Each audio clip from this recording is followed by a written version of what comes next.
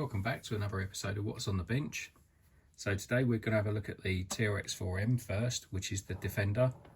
Lots of mods on this, and along with the Ripper, whilst I was at the recent East event, had a little bit of an issue where I managed to break the front bumper off it. So I'm going to address that by making a metal bumper for it. So it was a 3D printed one, which looked really good, don't get me wrong.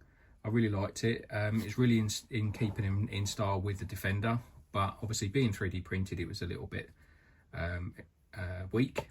So I'm going to make a metal one. As you can imagine, it's very small, so it's going to be a bit of a task, but we'll get there. I've got an idea in mind, probably something with a couple of uprights, and then the original Defenders had like a rounded end bumper on them, so I think that looked pretty cool. But one of the additions I'm going to do to it is I'm going to be fitting one of these little winches to it. So these are 18th scale, worn. They're not, I don't think they're worn branded obviously, but this one will run from the receiver. So it's got a little inline controller in there, if you can see that. It's really small, so you won't have any issues in hiding it inside the model. And I had one of these before on here, but because I've got upgrades on here, I pushed it to the limit a little bit, and I tried to do a vertical lift and it burnt it out. So it won't do a vertical lift with it. This is probably running about 900 grams now, so that's probably about 300 more than the standard one. But I am running lots of metal parts on it, and I've changed all the radio gear and the speed control. I've got brushless system in here from Furitech as well, and obviously I've got a boat on the reef, so obviously that's going to all have an effect on the weight. So I'm going to have a bit of a measure up with this little winch, and I will try and do it all out of steel, just because it's easy to glue together, or weld together, shall we say. Yeah, so let's see how we get on with that. Hopefully you can see under here. I'm just going to go through and show you all the bits that I've got on here. First of all, I've got the Mias. These are the brass ones, so they're a decent weight. I've got the metal gears in there as well, give it a bit of extra strength. Got a Mias servo mount. I've got a Mias aluminium servo horn, which is a game changer because the original one is plastic and it flexes like there's no tomorrow. Really not very good at all. I think it's running the Inura steering links on here.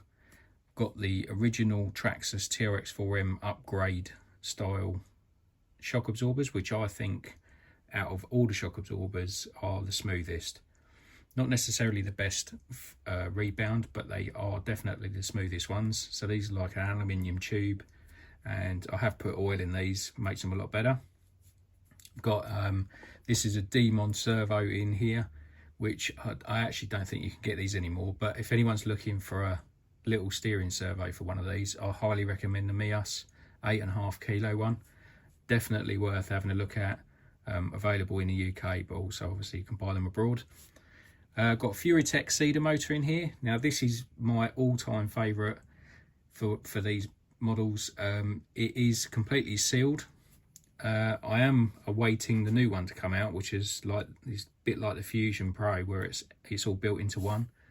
But it's also running the Python ESC, but it's still very small, and this is waterproof as well. So I'm not fussed about taking this off-road and getting it through some puddles.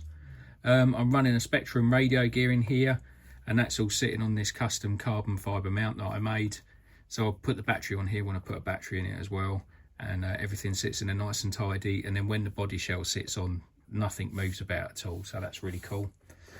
I'm running a set of Inura wheels in it. These are the brass ones, and a good bit of weight to them. Like I say, I'm pretty sure this is running around 900 to 950 grams in total. It off-roads brilliantly. If you haven't watched my recent video from the East event, I took this on the little rock crawler course that they had there, and it did really well. And it, you know, runs really nice and smooth. It's got a really good amount of articulation on it. Just overall got really nice bits on it. I think the only other upgrade I want to do is put an aluminium skid on it. So not sure which one I'm going to go for yet, but it'll probably be a Mias one. I've got theirs on a couple of the other models and they run really well. and then the Mias drive shafts again. So that's just a quick tour of the TRX4m Defender. Still running the standard chassis. I've not found an upgrade that I need to do for that yet. And still running the plastic shock towers as well.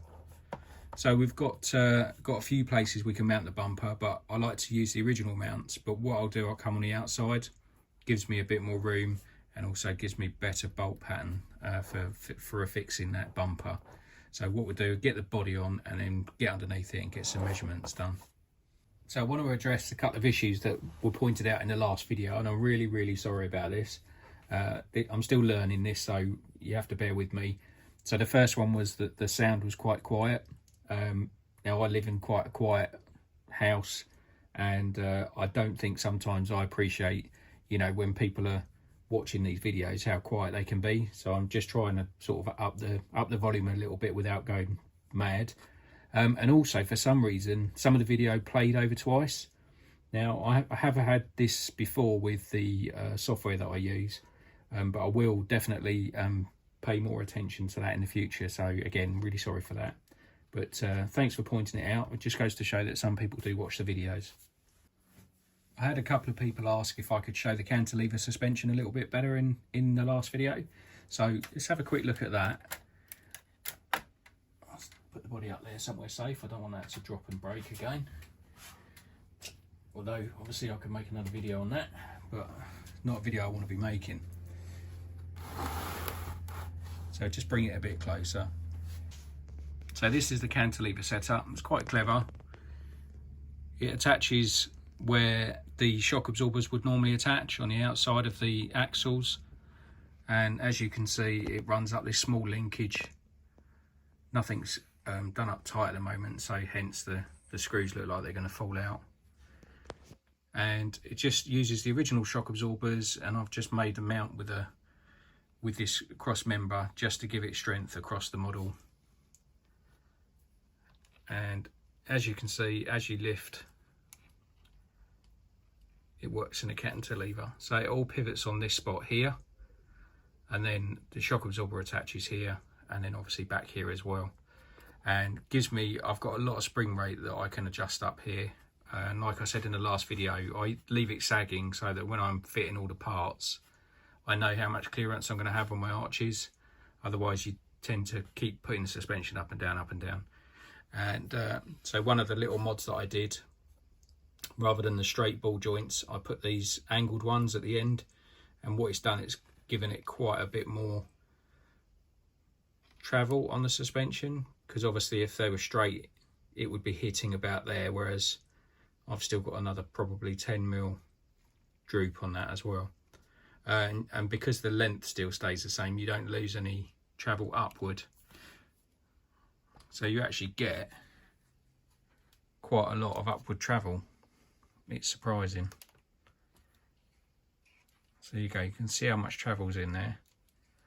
I haven't measured it, but I'd say that's probably nigh on 2 inches of travel, 50mm. So that's pretty good.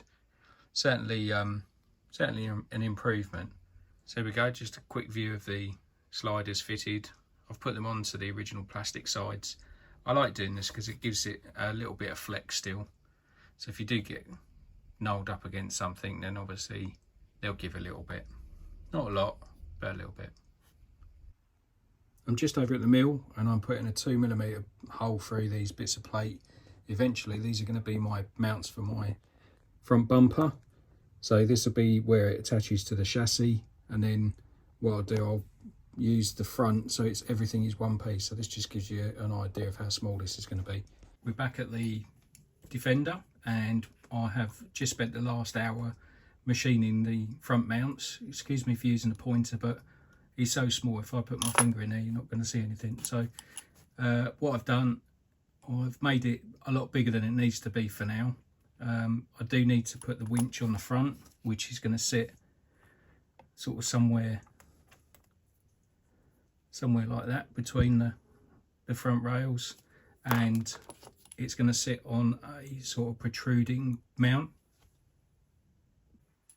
I'm trying to keep it tied in as tight as I can to the body shell as well. So and then what I'll have is here, I will have some of this 4mm rod, and that will create a bar stroke light protectors as well. So that should be plenty tough enough for anything I'm going to be going through. So just pop the body off there, and hopefully you can see it's fitting back in the original rails, and I've machined it down to fit inside. There you go, the camera's not picking out brilliantly, but hopefully you can see where it fits inside the chassis rail, and then that one small hole is going to be sufficient to hold that onto the front mount. Well, I've got this far with the front bumper mount, and to say I'm nervous about this bit would be a bit of an understatement. This thing is so tiny. I'm just going to try and TIG weld those tabs onto that flat plate, which is where the winch itself sits. So yeah, wish me luck. Well, I'm really sorry I didn't show that, but honestly that was so nerve-wracking. This thing is absolutely tiny. That's only 35mm wide, that bracket, so just to give you a bit of an idea. But yeah, got there. I'm quite happy with the finish. It's not welded on the inside in here, but it's very awkward to get in there, and to be honest, with that braze on the outside, that isn't going anywhere. Something else is going to break before that does. So let's get that cleaned up a bit, get the winch screwed back on and get it on the truck, and then we can have a look. And then after that we can have a look at making the ball bar and getting that welded on. Okay, and here's the finished product. Well, nearly finished. I've got to put the winch back on it, but that was incredibly fiddly, but I think it's come out okay. Just need to clean it all up, put the winch on, and then we'll get it fitted, and then we'll have another look. So there's a lot of very intricate, this is the brazing, TIG brazing, so using silicon bronze rods with the TIG welder. And yeah, so these lugs, I made these are TIGged on, then I've made the brackets to hold the bar, and then I've TIGged that on as well onto this bottom winch plate. So let's get it cleaned up, we'll get it fitted, and then show you what it's like. Well, I'm pretty happy with that. I think it's come out okay, looks smart. It's got nice little details where the lights are, so it should protect the front pretty nicely. Got my winch in there, and that's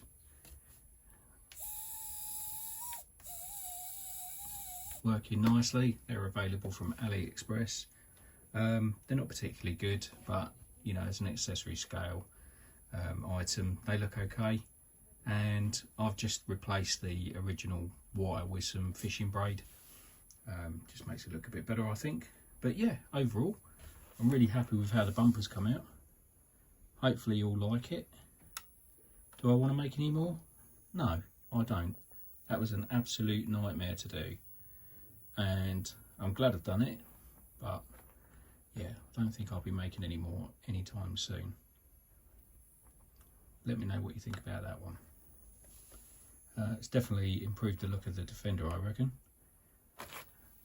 and it's added a bit of weight on the front as well, so it should help with the performance.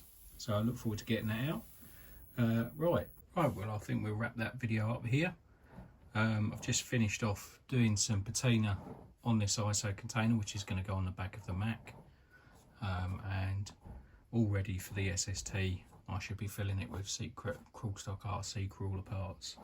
So if you see me there, come along, and you may well see some of these secret parts. So I hope you've enjoyed this video, and please like and subscribe, and I'll see you in the next one.